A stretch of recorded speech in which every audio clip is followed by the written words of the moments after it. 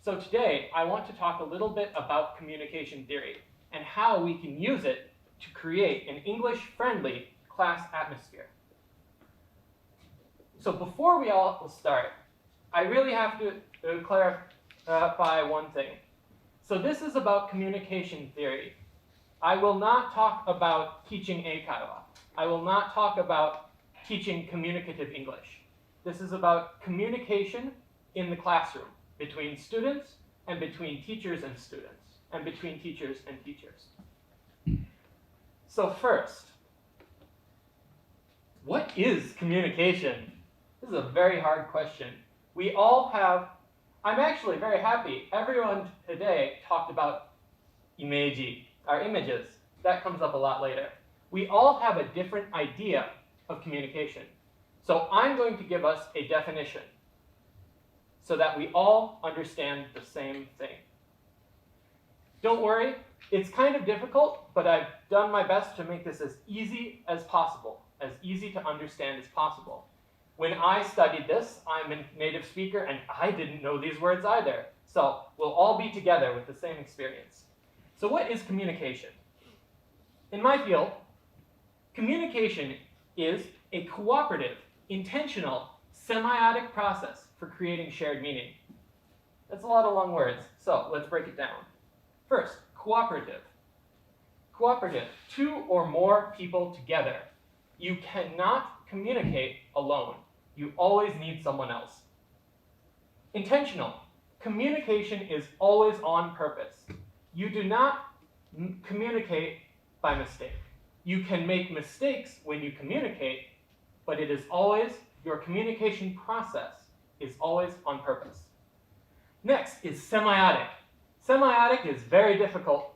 I did not know this word at first. In Japanese, semiotics is called こごうろん. こごうろん. 聞いたことあるかな? So semiotics is about symbols, about making symbols and using symbols. Creating. Communication gives words meaning. A word, for example, think about the word bingo. Bingo. Is bingo an apple?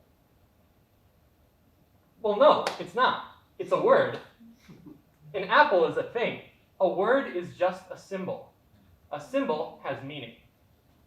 So what is shared meaning? Shared meaning means we all understand the same thing. So, to put it all together, what is communication? Communication is a process where two or more people on purpose create and define symbols so we both have the same meaning. Let's move on. Next, I want to talk about class atmosphere. Class atmosphere is a term that I have kind of created myself. So, before I talk too much about this, I have a question for you. Normally, in normal circumstances, I would say, please talk to your partner. But because of Corona, please just think to yourself. I have some questions for you. When you were a student, you just started learning English, junior high school, maybe high school. Did you ever feel like you could not speak English during class? Were you ever embarrassed to speak English in your class? ALTs in the room, think about your second language. Give you a moment to think. If your answer was yes, please raise your hand. I thought so. Me too. So class atmosphere is the overall feeling students get from your class and how you teach. Class atmosphere influences students. A good atmosphere means they talk more. Not good atmosphere, they won't talk. And that leads us to a problem. In Japan, many classrooms have an atmosphere that discourages students from speaking in class. During class, they don't want to speak. So why is that, and how can we change it? Next, we're going to get into some theory. Before I get into the theory, I just want to tell you, as preparation for this speech, I actually interviewed 10 junior high school and high school students about this topic. And so I will pepper in their answers, their thoughts as well. But we need some theory. Theory is the foundation for work. With no theory, our house falls down. So let's talk about social penetration theory. It sounds difficult, but it's really not. When we communicate, the other person will respond the same way. Think about a person like an onion. You cut open an onion, it's not one solid. It has many layers, many rings. At the very outside ring, you have superficial communication. Oh, how's the weather today? Oh, how are you doing? Has your mother been well? How's your dog been? Small talk, basically. But you go further into the onion. And now you're getting somewhere. Now we're cooking with fire. We're getting things like what you like, what you don't like, the things you believe strongly about, things that are important to you. And at the very middle, you have a strong working relationship. I feel comfortable sharing with you, and you feel comfortable sharing with me. Once you reach that level, you can say something to the students, or your ALT, or another teacher, and they will respond. And funny thing, this applies to language too. I asked 10 students, and they all said the same thing. I asked them, if I speak in English to you, do you want to speak in English to me? They all said yes, if I can. I said, what about Japanese? If I speak to you in Japanese, will you speak to me in English? No, not really. We'll speak to you in Japanese. That's what they said. Almost all of them told me. So now you can start to see where this is going. If we want our students to use English more, we must use English more with them. Next, I want to talk about expectancy violation theory. I tried to translate this one. It doesn't work very well. So, expectancy violation theory is even easier. People have a stronger reaction to something when it's different from what they expect. We think this, but really it's this. We're surprised. But if we think this, and it's the same, well, of course, I already knew that, you know? However, this is important because that reaction, that strong reaction, can be either positive or negative. So we can use that positive reaction. I'll talk about that a bit later. Next, I want to talk about spiral of silence theory. Why don't our students talk in class? Why is it difficult to speak in English class? Spiral of silence theory states, if someone shares an unpopular opinion or gets a lot of negative feedback, negative response to what they said, it will be more difficult for them to speak again. Take a look at this chart. At the very top of this chart, you have the main public opinion. When talking about English, native level. Native, the image of perfection. Do native speakers speak perfectly? No, but the image is still there. And somewhere on this spiral are our students. This downward arrow, fear of isolation, that fear is gravity pulling down the students. When they get a negative comment, when they speak in English and they get a negative comment, they move further down the spiral from that fear. And at the very bottom is total silence. If students get negative reactions from using English in class, they don't want to use English again. I asked one of my students about this, and she told me, Eli Sensei, when you correct me one-to-one, it's okay. I feel good because I could fix it easily. But when I make mistakes in front of everyone, I feel really bad. They don't know it, but this is the spiral of silence theory is in play. Next is not a theory, but it is a concept. I'm really happy that everyone tonight has been talking about imeji. There's actually a term in communication for this called schema. Schema, the fukusuke being schemata, is an image that we have of a word's meaning. Everyone has a different image. We create our images from our culture and our personal experiences. That means even in the same culture, our image is different. I have a quick game. So I'm going to say a word, and I want you to just think, picture it, find it in your brain. Are you ready? Apple. Think of an apple. Please raise your hand if you thought of this. Of course, this is a Fuji Ringo. This is the most popular apple in Japan. I can buy it anytime. But what if my parents hate Fuji Ringo? They only love Granny Smith apples. Now my schema, my image of an apple is green, not red. What if they only eat Jonagold for my entire childhood? Then my image is a yellow apple, not red, not green. The important thing to understand about schema is students have a schema, not just for words like this, but also English teacher. Who is an English teacher? What are they like? English class. What do we do in English class? A high schooler I talked to told me when I asked her, what do you do in English class? And you know what she said? We read from the textbook, we study grammar, we learn vocabulary words, and that's it. And I thought, man, that doesn't make me want to speak. So next, the important thing to know about schema is that we can change them. And it's not actually difficult. We can make a plan, take direct, specific action, and change our students' schema, change their image of English teachers, of English class, of the English language. And it's only 3 steps. Step 1, understand their schema. We have to know what they think about class, about us, about what they are supposed to do with English.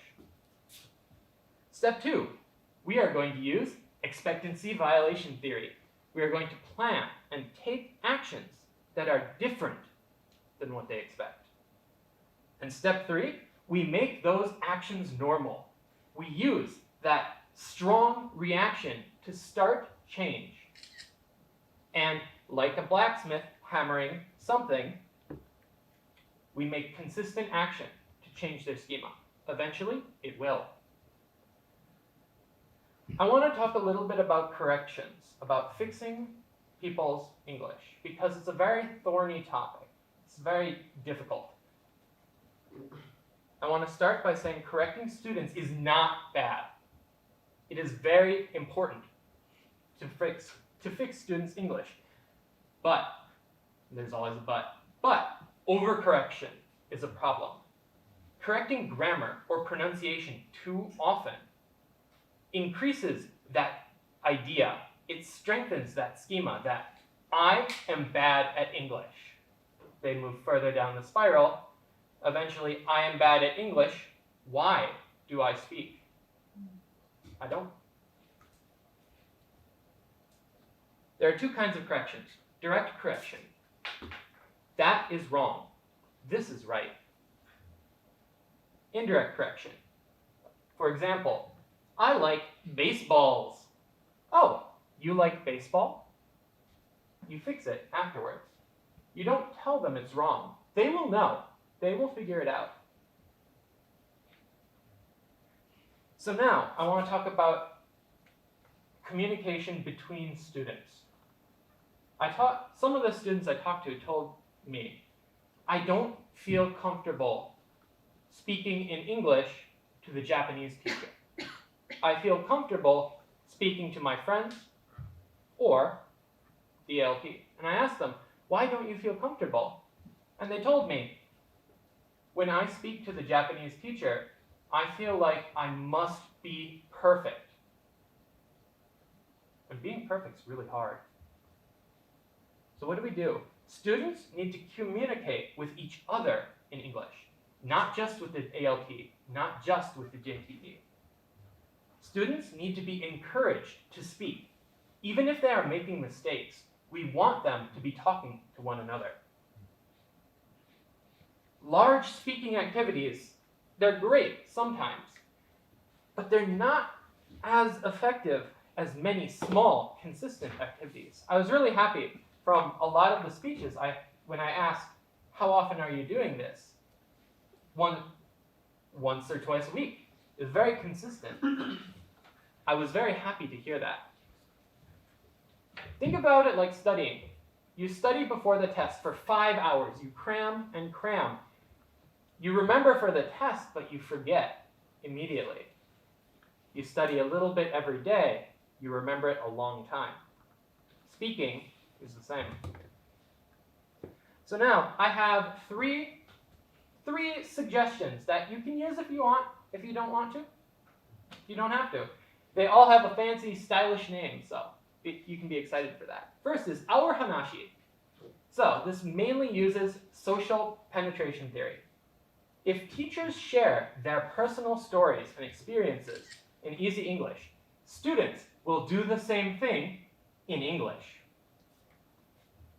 Three of the students I talked to, I asked them, what would make you feel comfortable talking to the teachers? And they said, if the teachers talk to us about their hobbies, the things they like, maybe what they did in university, I think that's a lot of fun, and I would try to speak in English.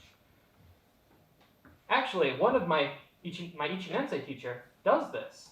She told a story, I think is pretty interesting. She went to Brazil, right? And she says, so I went to Brazil in college. I went to the Amazon River. I went fishing on the Amazon River. I caught piranha. I cut the piranha. I made piranha sashimi, and I ate it. It's almost exactly what she said. The students thought it was great. And you know what they did after that? They gave their best to speak to each other in English. It was amazing. One thing that she does as well, when we do aisatsu, I say, okay, stand up please. Good morning, everyone. How are you today? But then, they have a partner. They do all of the aisatsu questions. It takes them maybe 15, 20 seconds. Then, for 1 minute, they must make different questions and ask their partner questions. The partner must answer. It doesn't take long. 1 minute every day. That's it. But it works. Larger projects are good. If you want to do them, you can. If you don't want to, that's fine too. You're the teacher. I'm the ALT. The key is just do it consistently. Next is Tonari no teacher. So, students have this schema of teachers. They need to be perfect. Knowing that, students might not be comfortable asking you, the teacher, a question. So, how do we do this? Use partners, of course. Have the students work with a partner. When you explain the grammar, or when you explain like the honbun, what it means, have the students talk to each other for maybe 1 minute, 2 minutes. Have them review. One student tells the other student, okay, the teacher said this and this and this. This is what I think. Have the other student switch and have them tell them, okay, I heard this and this and this, so I think this. If neither understand, have them ask other groups. English is preferred. Japanese is totally okay. Grammar is hard. Explaining grammar in your second language is very hard. I know because I do it. And it's not easy. And last, we have Hey Sensei. So this uses a bunch of theories together. Social penetration theory, expectancy violation theory. The idea is that students will ask more questions to us and be okay making mistakes if we, the teachers, do it. Talk with your ALT. If you have a T2, talk to your T2. Choose specific places in the lesson and make mistakes. Are these real mistakes? Maybe, maybe not. It doesn't matter. Make mistakes. Have your ALT fix it. Ask the ALT questions about the points. But here's the trick. Switch it around. Have the ALT ask you, the Japanese teacher, questions, and have the ALT make mistakes as well. The goal here is to show that language is hard. It's almost impossible to do perfectly. Both English teachers and native speakers make mistakes and need help sometimes. And that's okay. I have 4 main points that I want you to remember from this. We can use communication theory to create a classroom environment that encourages our students to use English with each other and with us. Students have certain ideas and images, and these can cause conflict when studying a language. But these ideas can be changed. Small activities consistently is going to be much better than rare, large activities. And last, and probably most important, we, the teachers, have to be a role model to the students. We have to show them what we want. Thank you very much. I'm sorry I went over time. Thank you so much for listening. I hope you enjoyed it. Thank you, Eli Sensei. Very suggestive presentation. I think teachers often focus on their students' mistakes so much. However, we should focus on their development. What they can do so far is very important. I agree. So we don't have so much time, so just one question, please. Do you have any question? Yes, please. Zach, go ahead. Yes, thank you very much. I really enjoyed your presentation, and I'm getting a lot of fresh ideas for my collaborative lesson planning with my teachers, because I do elementary and mid and junior high. I have a question regarding planning. How do you plan your classes together with your JTE, and how much leeway? Is it 50-50? Is it A or B? How does it work? So, my teachers come to me, and many of my teachers, I've been working with them for quite a long time at this point. One of them, all 5 years. So she comes to me and she says, we're gonna do this. Here, here, here. I'm like, all right. And then I pay attention a lot in the lesson. And when I see a spot where I can add something, I look at the teacher, we make eye contact, I add it. It's not a lot of planning beforehand. I know what's coming up in the book. It's a lot of understanding how they communicate and how I can communicate with them. And that lets me basically plan on the fly in the middle of class. It's kind of it's difficult. It can be difficult to pull off. Yeah. I guess over time you have to build the trust with the teacher, knowing that teacher's style, learning style, and Yes, and you can use social penetration theory to do that pretty easily. Yeah, I can see that. Definitely work on my side. Thank you so much. Okay, thank you, Eli Sensei. I'm sorry I took so long.